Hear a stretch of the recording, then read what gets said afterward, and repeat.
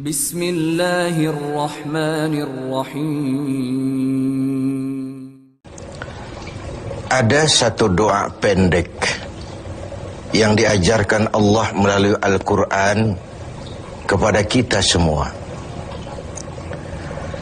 Doa pendek ini merefleksikan tujuan hidup kita sebagai seorang muslim. Sehingga seringkali orang menyebut doa ini sebagai doa sapu jagat, yaitu Rabbana atina fid dunya hasanah wa fil akhirati hasanah wa qina adzabannar. Wahai Tuhan kami, berikan kami kebahagiaan di dunia ini, kebahagiaan di akhirat nanti, dan selamatkan kami dari azab neraka. Dunia dan seluruh isinya sesungguhnya merupakan tujuan hidup jangka pendek dari setiap pribadi muslim. Tujuan jangka pendek yang mengantarkan kita untuk meraih tujuan jangka panjang, yaitu akhirat dan ridho Allah Subhanahu wa ta'ala. Untuk kedua tujuan ini, Islam mengajarkan nilai keseimbangan. Bekerjalah buat duniamu seolah kau akan hidup selamanya, tetapi bekerjalah buat akhiratmu seolah kau akan mati besok. Nilai keseimbangan ini kemudian diterjemahkan dalam berbagai aspek kehidupannya. Dalam berbagai aspek kehidupan. Bagaimana si kaya harus membantu yang miskin. Bagaimana si miskin berusaha dan hidup tidak menjadi beban bagi yang lain. Kelihatan nilai keseimbangan itu. Bagaimana si tua menyayangi yang muda, bagaimana yang muda menghormati yang tua. Bagaimana tuan rumah menghormati tamu, bagaimana tamu menjadi orang yang tahu diri. Ini semua merefleksikan adanya nilai keseimbangan. Jadi seakan, Bung, ini dunia. Ambil apa yang perlu, nikmati apa yang boleh. Kalau bisa jangan gagal kau di dunia ini. Tapi kalaupun kau gagal di dunia, kau kan masih punya akhirat. Inilah sumber optimisme kehidupan seorang muslim. Dia tidak boleh gagal kalau bisa di dunia ini, tapi kalaupun gagal, kau masih punya akhirat.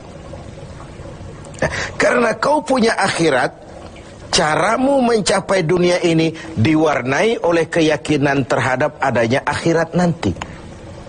Ini yang menyebabkan seorang muslim berbeda dengan yang lain, dan dia tidak terjebak menghalalkan sebuah cara untuk mencapai satu tujuan. Keyakinan adanya akhirat melahirkan etika dalam kehidupan seorang muslim pada cara bagaimana dia mencapai dunia ini. Dia tidak terjebak menghalalkan cara. Dunia ini tujuan jangka pendek. Ambil apa yang perlu, nikmati apa yang boleh, tapi jangan membuat cacat akhiratmu karenanya. Inilah yang membedakan kita dengan yang lain. Iya sih, saya kepengen kaya, tapi kalau korupsi, akhirat saya bagaimana nanti? Iyalah, saya kepengen naik pangkat, tinggi jabatan, tapi kalau fitnah orang, hantam kiri sikat kanan, teman jadi lawan, lawan pun jadi teman, akhirat saya bagaimana nanti? Ini melahirkan etika pada tata cara mencapai kehidupan dunia, tidak terjebak menghalalkan segala cara untuk mencapai sebuah tujuan. Karena apa? Tidak satu perbuatan dunia yang bagaimanapun kecilnya yang tidak akan berakibat akhirat. Raih duniamu, ambil apa yang perlu, nikmati apa yang boleh, tapi pada sisi lain jaga jangan sampai dia membuat cacat di akhirat nanti. Nah, seorang muslim yang baik tentu yang pandai meraih dua tujuan ini, mencapai fid dunya hasanah wa fil akhirati hasanah. Sementara Rasul pernah mengajarkan, bukan orang yang terbaik dari kamu orang yang hanya mengejar dunia dengan menyia-nyiakan akhiratnya. Seperti juga bukan orang yang terbaik yang mengutamakan akhirat dengan menyia-nyiakan dunianya. Tapi orang yang terbaik man jama'akuma, orang yang pandai mengkombin antara keperluan dunia dan kepentingan akhirat nanti.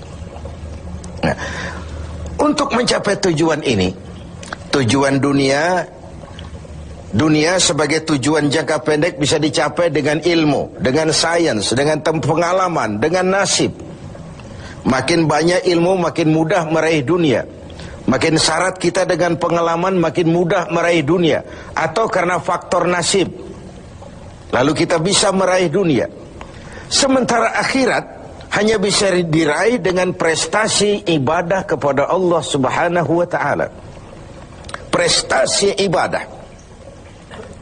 Jadi dunia kita capai dengan prestasi ilmu, prestasi pengalaman, atau karena faktor nasib.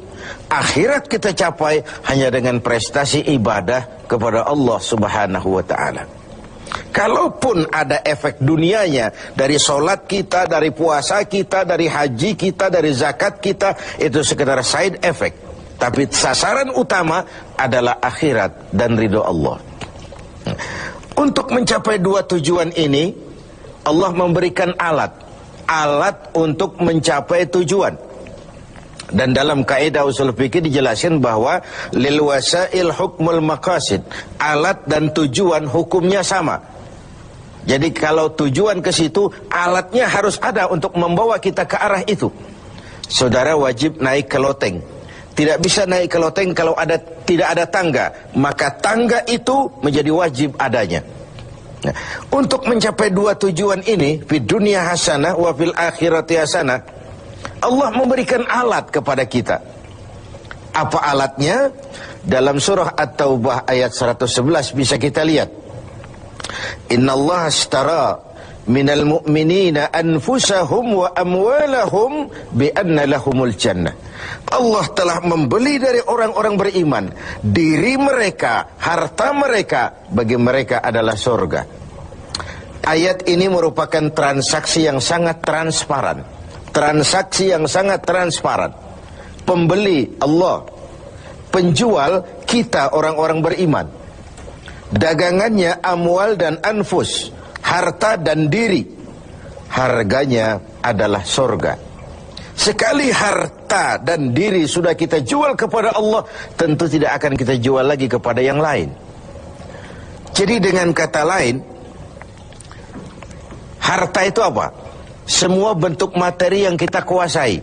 Uang, tanah, kebun, pabrik, dan sebagainya. Lalu yang dimaksud dengan anfus, diri itu apa? Semua kekayaan yang ada dalam pribadi kita. Konsep, pikiran, ide, wewenang, jabatan, kemampuan, skill, itu semua anfus. Untuk tujuan jangka pendek, harta dan diri harus jadi rahmah bagi lingkungan. Untuk tujuan jangka panjang, harta dan diri harus menunjang jalan menuju ridho Allah Subhanahu wa ta'ala. Itulah jalan kalau kita ingin mencapai fid dunya hasanah wa fil akhirati hasanah. Dengan kata lain, yang alat itu jadikan dia sebagai alat. Jangan dia dijadikan tujuan. Sekali alat kita jadikan tujuan, maka kita akan kehilangan tujuan yang sebenarnya. Begitulah sang waktu sering menggeser alat menjadi tujuan. Tujuan kita adalah kekuasaan. Tujuan kita adalah kekayaan. Tujuan kita adalah popularitas. Tujuan kita adalah menghimpun segala macam kekuatan. Padahal itu cuma sekadar alat untuk mencapai fid dunya hasanah wa fil akhirati hasanah. Kalau alat kita jadikan tujuan, kita akan kehilangan tujuan yang sebenarnya. Dan akhirnya kita akan terjerat kepada fata morgana. Kita sangka itulah tujuan itu. Kita sangka kita sudah sampai kepada titik yang kita tuju, padahal cuma pandangan yang menipu saja. Akhirnya kita terjerat dalam arus siklus yang berkali-kali diperingatkan oleh Al-Quran. Alhaakumut takatsur. Kamu telah celaka lantaran berlomba-lomba menjadikan alat sebagai tujuan. Berlomba-lomba menjadikan alat sebagai tujuan. Karena itu, gunakanlah alat sebagai alat untuk mencapai tujuan. dan bukan malah alat yang dijadikan tujuan.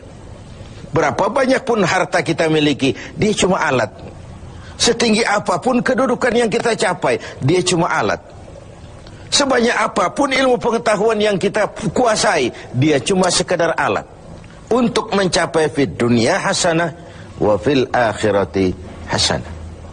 Dengan puasa Ramadan kita harapkan menjadi laboratorium rohani yang membina nilai-nilai keseimbangan. Sebab kalau tidak ada nilai keseimbangan, akan pincanglah gaya hidup kita. Tidak mustahil kita terjebak pada materialisme, hedonisme yang pada akhirnya lagi-lagi mengantarkan kita kepada fata morgana. Semoga ibadah puasa makin menyadarkan kita untuk memperalat yang memang alat dan menjadikan tujuan yang memang tujuan untuk mencapai fid dunya hasanah wa fil akhirati